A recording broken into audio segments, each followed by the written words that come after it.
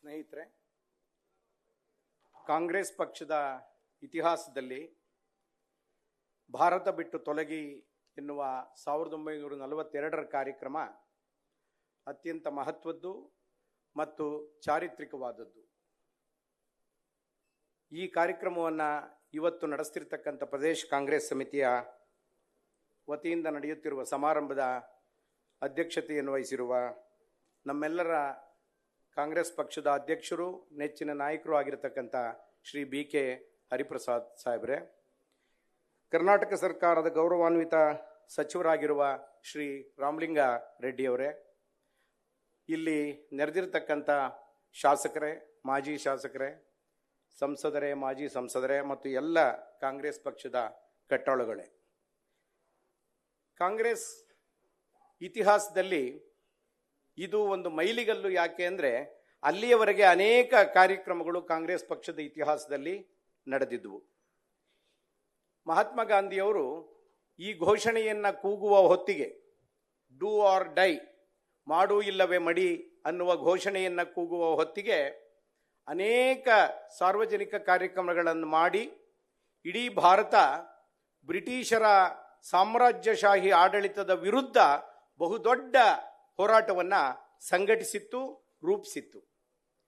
1947ರ ಹೊತ್ತಿಗೆ ನಾವು ಗಟ್ಟಿಯಾಗಿ ನೀವು ಭಾರತವನ್ನು ಬಿಟ್ಟು ತೊಲಗಿ ಮತ್ತು ನಮಗೆ ಸ್ವಾತಂತ್ರ್ಯ ಬೇಕು ಅನ್ನುವ ಘೋಷಣೆಯನ್ನು ಮೊದಲು ಮಾಡಿದ್ದು 42ರಲ್ಲಿ. ಆ ಗಟ್ಟಿ ಘೋಷಣೆ ಇಡೀ ದೇಶವನ್ನು ಒಂದು ರೀತಿಯಲ್ಲಿ ಸಂಚಲನವನ್ನು ಉಂಟು ಮಾಡಿದ ಕಾರ್ಯಕ್ರಮ. 8 ಮತ್ತು 9ರಂದು ಈ ಕಾರ್ಯಕ್ರಮವನ್ನು ನಾವೆಲ್ಲರೂ ಆಚರಣೆ ಮಾಡ್ತಿದ್ದೇವೆ. ತಮ್ಮೆಲ್ಲರಿಗೆ ಗೊತ್ತಿರಲಿ, ಕಾಂಗ್ರೆಸ್ಸಿನ ಇತಿಹಾಸ ಸುಮಾರು 141 ವರ್ಷಗಳಿಗಿಂತಲೂ ಮಿಗಿಲಾದದ್ದು. ಬಿಜೆಪಿಯವರಿಗೆ 41 ವರ್ಷಗಳ ಇತಿಹಾಸವೂ ಇಲ್ಲ. ಇದು ಅತ್ಯಂತ ಅಗತ್ಯವಾದದ್ದು. ಆದ್ದರಿಂದ ಕಾಂಗ್ರೆಸ್ ಪಕ್ಷದ ಜವಾಬ್ದಾರಿ ನಿಜ, ನಮಗಿನ್ನೂ ಅನೇಕ ಜವಾಬ್ದಾರಿಗಳಿವೆ.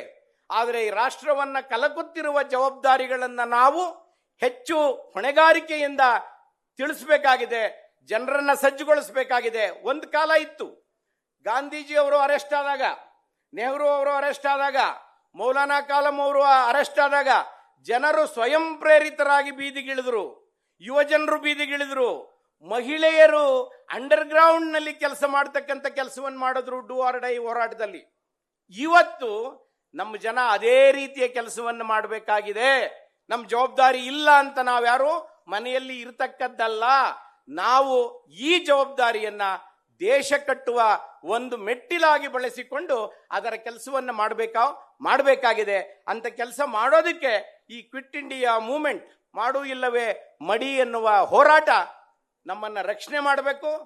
ಅದರ ಮೂಲಕ ನಾವು ಜನರಿಗೆ ಪ್ರೇರಣೆಯನ್ನು ಕೊಡಬೇಕು.